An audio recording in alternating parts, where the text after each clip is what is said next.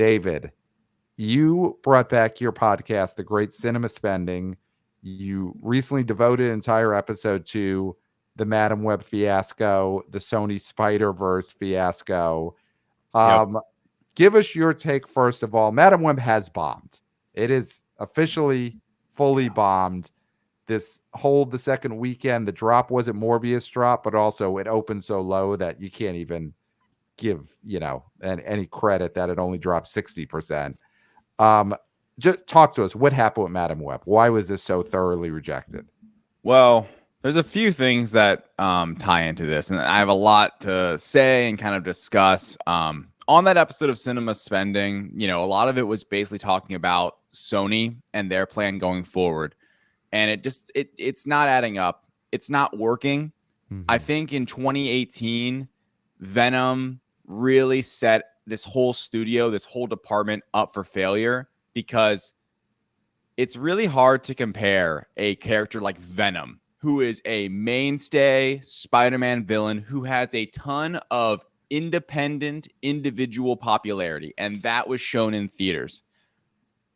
Madam Web, just taking a step back, the development of Madam Web, Sony's whole strategy is to take an obscure character. Basically, Madam Web is very obscure. I am a massive Spider-Man fan. Madam Web is an obscure ass character. You have had to have read several Spider-Verse specific comics to know who Madam Web is, why she matters, how she's important. That being said, Sony decided, hey, we're going to use all these spin-off characters, good, bad, anti-hero, whatever. And we're going to, get big names to portray them. And let's see if that sells. Let's see if that works. And Madam Web, of course, didn't work. And fundamentally, I believe if you just take a step back, and I've been thinking about this the last few days, it's just crazy to me. You would never take DC, right? Mm-hmm. They had the Joker movie. Massive success because Joker has that. I thought it was a really good movie. It was very controversial, divisive, and just interesting. Right. And a great performance. And with that being said, but that is a character who is beloved, well-known, has that independent fandom to it. Not only does Madam Web not have that, there is zero of that. You would never see DC, for example, or Marvel Studios, but let's take DC, for example. You would never see them make a Lex Luthor movie. Now, Lex Luthor is a very, very popular villain.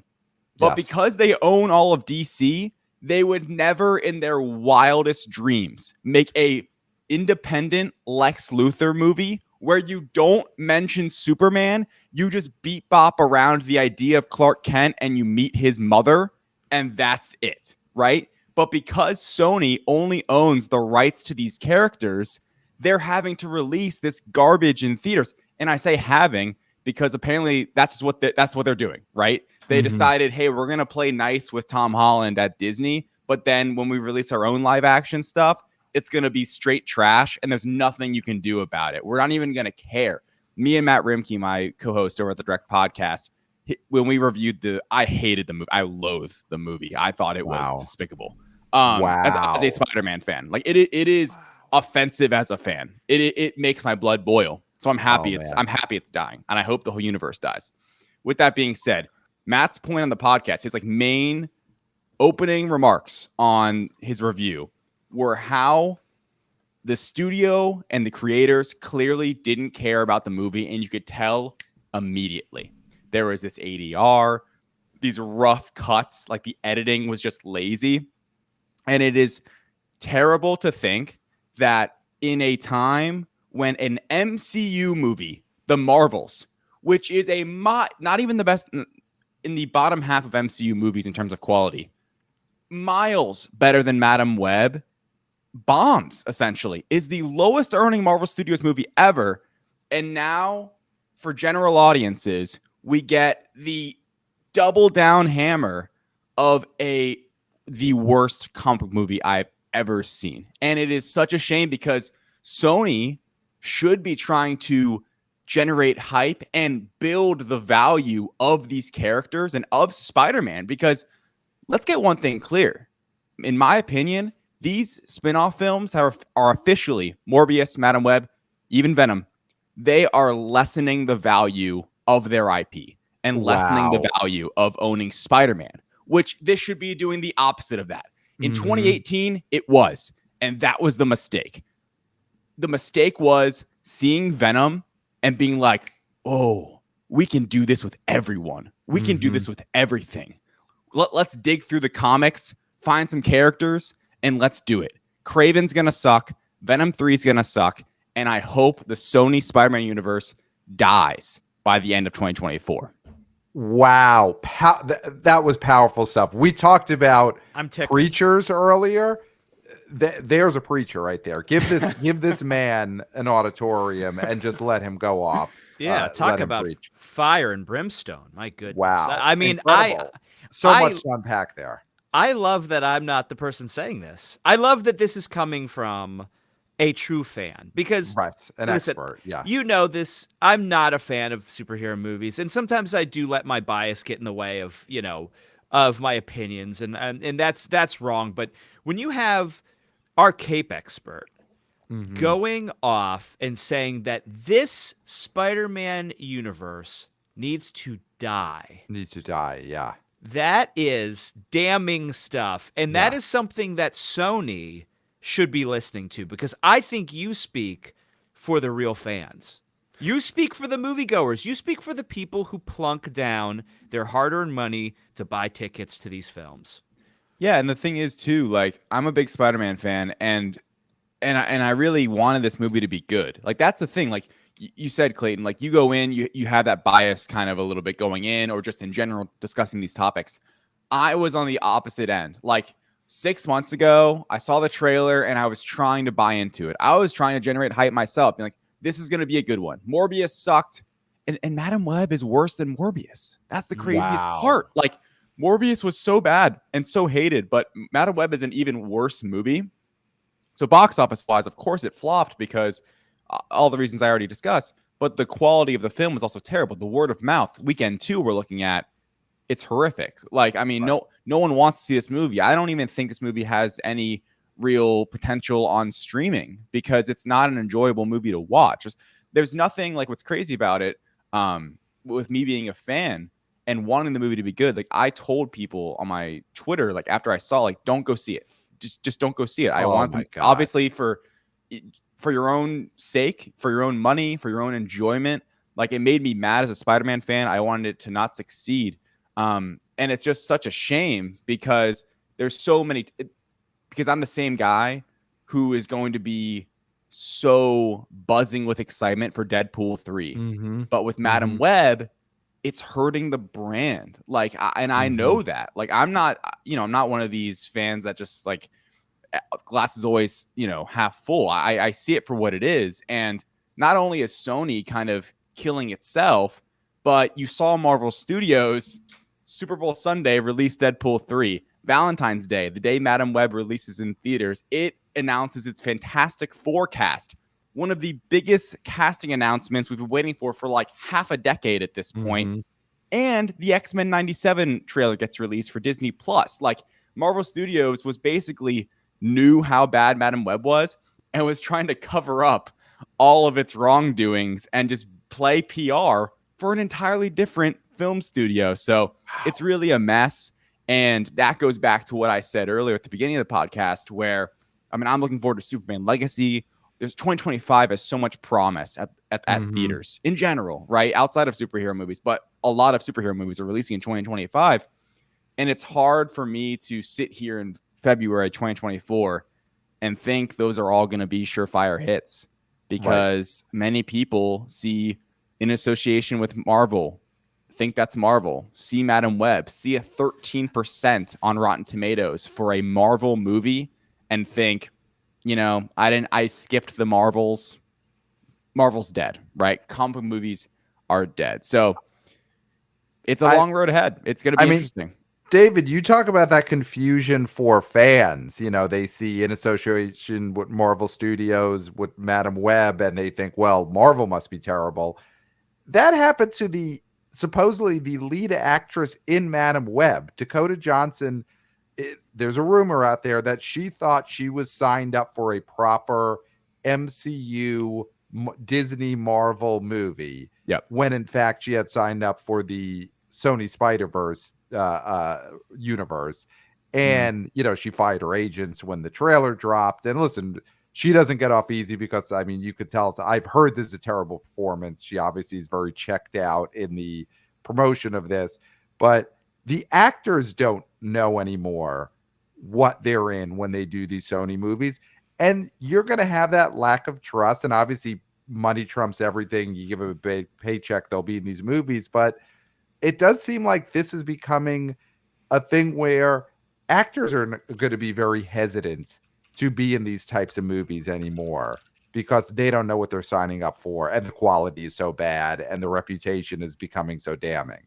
Yeah, I mean, the rumor is that they backed up the money truck for Pedro Pascal for him to become Mr. Fantastic, amongst all of this. And, there was a photo last night at the SAG-AFTRA Awards where it was after Pedro won for Last of Us, and it was an image of him standing up in shock, and there was RDJ clapping in the background, looking at him. And us comic book fans were like, this is amazing, because it's like kind of a passing of the torch kind of a look, because that's the expectation for a Pedro Pascal joining the MCU, like that he's going to be the new kind of face and leader as Reed Richards. And you're right, because I think with Fantastic Four, like that's a great point with casting, because it seemed to take so long to nail that casting. Like there were so many rumors, so many ideas. Like apparently it was offered to a lot of different. I mean, Adam Driver was involved. Margot Robbie for Sue Storm was previously involved. There was a whole carousel for Human Torch, Johnny Storm. And we're going to see that in the future. Like they have a lot of people locked up already. Marvel's all about continuity and continuation. But for new heroes and new characters, I agree. I mean, I'm happy for Timothée Chalamet being in Dune, not being in Marvel, which is crazy for me to say because I love Marvel. But I'm kind of happier for him that he's in Dune, because now that gets to be his own sci-fi thing that he kind of owns right now. I mean, when you talk about Dune 2, I wonder if during the filming of that or right now during the promotional tour, if Timothée Chalamet is helping to console Florence Pugh, who is about to have to go film this Thunderbolts movie, a movie that she clearly is trying to get out of. When asked about it, she said maybe it won't happen. She was basically wish casting into the universe that they would just scrap this movie, and now she has to do it. And I'm sure Chalamet is like, you'll get through it. People could get through a lot. They're relaying stories to her of relatives who've gotten through illnesses. Like that is how now you get these young stars through having to do a superhero movie. And it's a different world than it was a few years ago with these movies. Can we take a step back real quick and get back to the RDJ topic? Soon to be Oscar winner. I mean, I think after SAG, we're feeling this is in the bag for him. So sweeping. It's a crazy. It's a slam dunk. Now, we got an email a few days ago from wannabe oh boy Ryan, and Ryan, the title is Clarification on Robert Downey Jr. and Marvel. And so I'm going to just summarize this. Sorry, Ryan, but I think it can be summarized in the sense that we have said on this show that RDJ is going around town and talking junk, crap, if you will, on Marvel, saying that he's glad he's out. He got pulled out by Nolan. There seems to be a confusion as to whether he's actually talking shit about Marvel, really. These quotes are out of context. He's also saying it's some of the best work he's ever done at other places. What is your take? Because I'm assuming, being the capes guy, even though he doesn't have a cape, Iron Man was a big character for you, linchpin of the Marvel Universe. RDJ, probably a guy close to your heart because of what he did for superhero movies in general. Do you think he is separating himself from that? Is he making fun of it? What is your take on his Oscar trail where he's been talking about Marvel? I don't think he's making fun of it. I do think it is interesting, the quotes where he kind of does. He totally thinks that this whole award season, and obviously from his performance in Oppenheimer and him winning all these awards, he does. I genuinely think he thinks it is a makeup call in many ways, because that quote stuck out to me, the second one you mentioned, where he feels like some of his best work was in Marvel, but because of the genre, it was never properly noticed or acclaimed. And I tend to agree, because RDJ, not only was he the linchpin as Iron Man, but every time he popped on screen, he just owns the screen. Like, he is the most captivating character, and they've definitely lost that, and you can't just replicate it. There's so many people.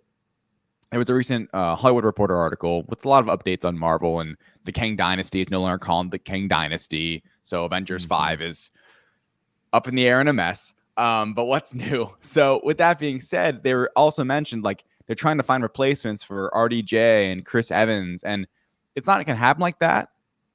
How this whole thing began, Pedro Pascal, I think, is supposed to be a part of that answer.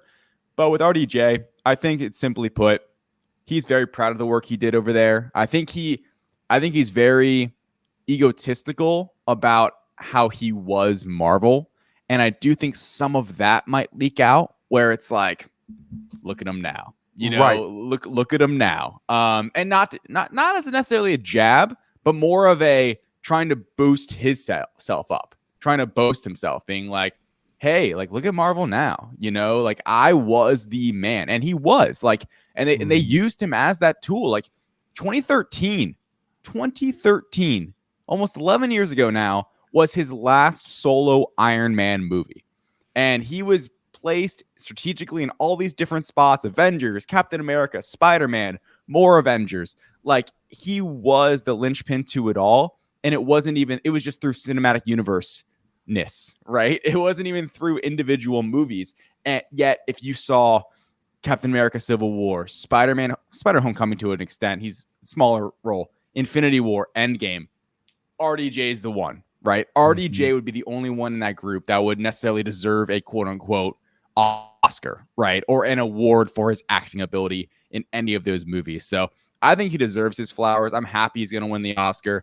And you didn't ask this question, but will he come back? I was gonna. You're right there. You're right there. I think before I would say no, I think because they had more confidence in their future storytelling.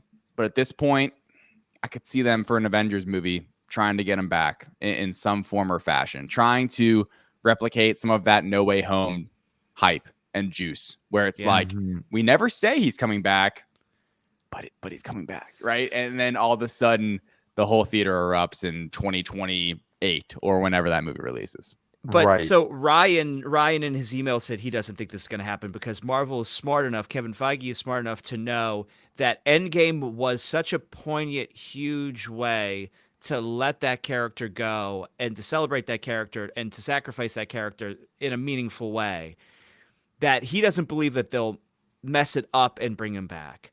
My thing is, I disagree with that. And I love that Ryan has that hope and really believes in storytelling, because that's very important. Storytelling is very important to us. But when we're talking money and bottom line, an entire genre on the line, they will give him $1 billion to come back if they think they can get that quick pop. And that's all it's going to be, though, because if you do bring him back in a Marvel movie in any capacity, even if it's a joke in Deadpool, it does lessen even more so the stakes of these movies to such a degree that you can never be emotionally invested ever again, because anybody can come back and nothing matters. Yeah. No, I look, I agree. I wish I didn't agree. I wish I agree. Ryan, you said, I wish I agreed. I wish I was with Ryan on this one. But I'm with you at this point. I really am, because you're right. Bottom line, business wise, I think Feige is smart enough, but he's standing on an uneasy and uncertain ground right now. He's not like we're in a world where an Avengers 5 could kind of flop, like that. And that is a crazy thing to say, but it's true. Like, I'm very confident, in terms of the future of the MCU. I am optimistic. I am confident. I think 2024 is an awesome reset year. And then 2025, we keep moving. But the movies have to be good, right? If they keep producing lackluster films, it's going to fizzle out. I mean, there's really no two ways about it. That's just how it goes. So if they do continue to make quality films and you see a clear direction moving forward, then maybe they don't bring him back. Because I do think if they were to ever bring him back, it would be a cameo appearance. It would not be in some like massive way. Like I said, it would be like Garfield McGuire coming back for No Way Home, where he plays a part, but he's not in any of the marketing, and it's it's one of those massive surprises. But if I'm being honest, though, like look out with Deadpool 3 and Avengers movies moving forward. Their big cameos seem like they're going to all be possibly the Spider-Man coming back, and also just the Hugh Jackmans of the world, the Fox universe, the X-Men, those old X-Men. They're the ones they're going to try to reel back in and use the nostalgia bait to get butts in seats. Right. Ben Affleck is Daredevil. Daredevil, yeah. No, Jennifer Gardner as Elektra is apparently in Deadpool 3. Oh, wow. All right. Well, listen, I Deadpool 3 has so much riding on it. And just, before we're going to get to Anyone But You, because for the listeners, we're finally divvying up the millions. We'll be doing that in a minute. But I just want to get back to the Spider-Verse predictions that you had, because I thought those were some bombs that you dropped on us, that you think Kraven the Hunter is going to bomb. Obviously, that's going to bomb. But you also think that Venom 3 is going to bomb this year. Can you talk about that? Because the first two, the first one was a gigantic sensation. The second one came out fall of 21, still people not quite going back to theaters, and that opened to 90 million in COVID times. Yeah. Why do you think Venom 3, because Tom Hardy is still playing Venom, right? They haven't passed it off to anyone. Is it just that the Madam Web Morbius stink is so vile that it's going to affect Venom 3? It's definitely a possibility. I did say I thought Venom 3 would suck, which was kind of more of an objective. I think it's going to be a bad movie. Yeah. But got it. Box office wise, I could still do. That's going to be the biggest success for sure, because there is love for that franchise. I mean, Let There Be Carnage still did pretty good considering when it was released and that whole climate. Obviously, it was the lead up to No Way Home that helped a little bit with that. But that was a worse movie than the first one. So the whole trajectory is just on the downward slope. Kraven is an X Factor. It's an R-rated movie. So that's a kind of a blind side, a left turn, which is making it this year very fascinating. Deadpool 3, Kraven, Joker, all R-rated comic book movies hitting theaters. So that would be a very interesting kind of tell as to what people are interested in. Venom 3 could even go that far if they wanted to. They probably won't, though, because of that kind of more general, broader audience. Venom 3, by all accounts, is going to be the last Venom movie. Okay. So in a way, unless it makes more than the first one, and they demand a fourth one is made, and they, like you said, that they bring the money to Tom Hardy's house, that's going to be the end. So kind of my point was with that, to clarify, is I think the movies are going to suck. I think Venom 3 is going to make more than Let There Be Carnage, but like it'll be in that neighborhood. Okay. And it might even make less. I think it'll be in that neighborhood, though. I think it will be somewhat of a success. And I think the problem is, if Venom 3 is actually the final Venom movie, what are you left with? Right? You're not making Morbius 2. You're not making Madam Web 2. And you're probably not making the Kraven the Hunter 2. And that would be the end. And I think, in a way, if Venom 1 brought this shitty universe into the earth and Venom 3 left us, that's fine with everyone. Can I ask you, because we're going to talk a lot of Sydney Sweeney in a minute. We're going to divvy up the millions for Anyone But You. Yes. Sydney Sweeney in Madam Web, she plays a character that someday, at the pace this movie went, 3 movies later, she'll eventually be Spider-Girl, right? Is that am I correct? She is the future Spider-Girl. Why didn't Sony just make a Spider-Girl movie titled Spider-Girl? Doesn't that seem more commercial than Madam Web, which I'm not a comic book guy, but what I've heard is Madam Web is an old lady, a blind old lady in a wheelchair. Is that the comic book incarnation of her? Why did they choose Madam Web and not just Sydney Sweeney in the spandex as Spider-Girl? It's truly baffling. Like I don't have a clear answer. I don't know why. I could see why they wouldn't want to make a Spider Girl movie. But I don't know why they tried to make a Madam Web movie then into a Spider Girl movie, right? Mhm. And that's kind of the thing where in the film it's not actually a Spider Girl movie. There's several Spider Girls or Spider Women, but they're girls. They're Spider teenagers in the people. film. And they're projected to basically be these heroes. So it's really odd. I mean, the story itself is really odd. And I think what they saw was, here we go. I mean, this is the thing. It is another example, what I'm about to say, of being too reactionary to what's hot. What is Madam Web? She's very multiversal. She has a lot to do with the multiverse, right? And I think in the initial drafts, the movie ends up not being multiversal at all. Nothing to do with the multiverse. Because Madam Web, in many ways, I mean, she like kind of take the name for what it is. She kind of she has these like she's wheelchair blind. So what are her abilities? All like psychedelic and kind of she can kind of communicate with other spider people in different universes. None of that in the movie, but I think in early drafts that was part of it, and there was a connection to Tom Holland or Andrew Garfield, and there was something there because in Morbius there is a post-credit scene that has the multiverse involved from No Way Home, and we got Michael Keaton, and it's terrible and it makes no sense. But I do think with Madam Web, in like the origins of it, they thought, hey, this could be a clever idea. What is weird though, Pat, is that they avoid so much saying terms like Spider-Man, Spider-Girl, Spider-Woman, and it's baffling to me. It's truly baffling. It's like when the MCU had Quicksilver and Scarlet Witch, and they couldn't say mutant. They didn't own the rights to mutant. Sony owns the rights to everything. Like, why are they not saying, because the villain, Ezekiel Sims, I mean, I think it's Sydney Sweeney's character actually, looks at him like climbing on the wall, and she's like, he looks like a spider person. And it's like, he looks like a Spider Man, but you're not going to say that because he's not Spider-Man. It's just, it's baffling is what it is. I think makes no sense. That's a reference to our show, I think, because we do the person thing. I think that's what that was. There would be boy listeners. Now, I feel like, and I don't know if this was still the plan, David, correct me if I'm wrong, because when they did the Andrew Garfield Amazing Spider-Man movies, those were supposed to all kind of not culminate, but it was going to be a Sinister Six movie.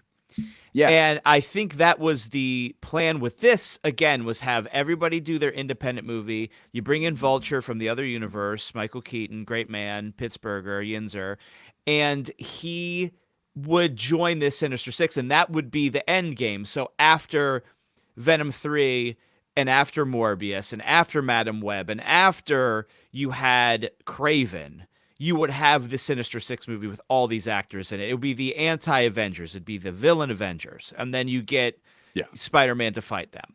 Yeah. That was the end game here. And that cannot happen at this point, right?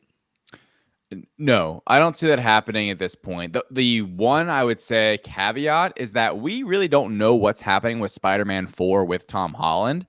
And until that's confirmed, all bets are off because in 2019, Sony and Disney weren't playing well again. And Tom Holland was heading back to Sony, and it was a disaster. Obviously, it got reversed. We got No Way Home. It was awesome.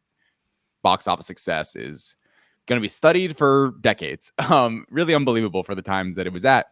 With that being said, if they aren't, rumor is, by the way, they're not getting along right now. That their vision for Spider-Man 4 is off, which is not surprising based on their recent decisions. And we wonder who the fans would choose, right? I think we'd all would choose Feige's idea. But with that being said, that's been their problem, right? When it was the Avengers, they were trying to make their own with Andrew Garfield. When it's multiverse, we have now Madam Web and the Morbius post-credit scene. They have no individual creative ability. Like, I honestly think the first Venom, that was its own thing. Like, that was just trying to be a spin-off Venom movie. And they did what they could. It wasn't great, but it wasn't that bad. It wasn't one of those things like people liked it. Venom fans enjoyed it. Venom looked pretty good, and he was vicious too. He wasn't like Spider-Man 3, Venom. So I just think Sony has no real creative vision. And because of that, because of how reactionary they are, it's just coming back to bite them in the ass at the end of the day. And I think this might be the end of it. I don't know what they do. I doubt they ever sell the rights, but I do think in a way at the end of 2024, if things keep going south, that could be a discussion just because of the lessened brand. I do think the brand is officially lessened. The only giant caveat to all of this, once again, is the Spider-Verse movies, the Sony Pictures animation, totally different story. Those are incredible movies by incredibly creative people that know and love and care about the characters and care about the lore. And that's multiversal too. It's baffling to see how well those animated movies are doing and just how poorly ideated and just executed the live action films are. And you talked about the stink of Madam Web, and we've talked about that a lot. Spider-Verse 2 is up for an Oscar in a few weeks for Best Animated Film. Best Picture, yeah.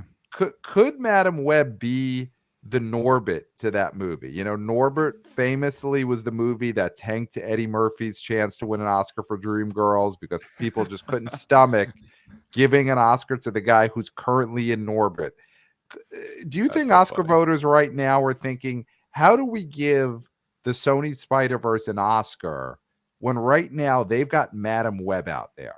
I think that's a factor. If you're a voter, Madam Web is the Norbit of this year. So we'll see if that happens. I think if that movie doesn't win Best Picture, Best Animated Picture, it's on Madam Web. Totally possible. I think it might win. I'd be stoked if it won. I think The Boy and the Heron has the next best odds, and I wouldn't be surprising if that won either. So we'll see. But I will happily blame Madam Web for all of my issues. I have no problem with that. Yeah. I mean, it's a good out for everyone right now. You go to a therapist's office and they're trying to figure out your psyche, and you just say, you know what? I did it because of Madam Web. That's why I'm acting this way. That's why my marriage is falling apart, so on and so forth.